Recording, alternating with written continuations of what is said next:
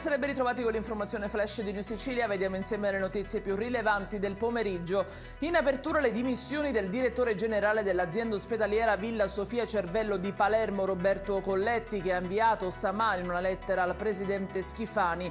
Dietro la decisione di lasciare l'incarico vi sarebbero motivi personali.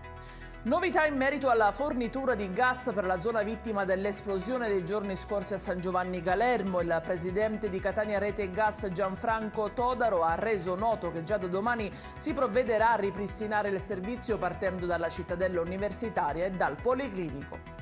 Giallo nell'Agrigentino, precisamente a Sciacca, dove è stato rinvenuto il corpo senza vita di un'anziana di 70 anni in una spiaggia. La vittima è una donna del luogo che avrebbe raggiunto la zona con l'auto. A fare la scoperta un passante. Il corpo era riverso sulla battigia, bagnato e senza vestiti.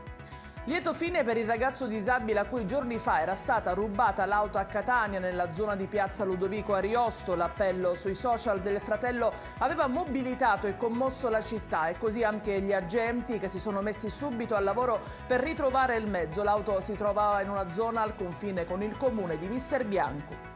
E in chiusura il meteo, ritorna domani il bel tempo in Sicilia dopo la breve parentesi di oggi che ha portato nuovamente piogge e freddo. Peccato che il sole durerà poco, dalla fine settimana è prevista una nuova ondata di maltempo.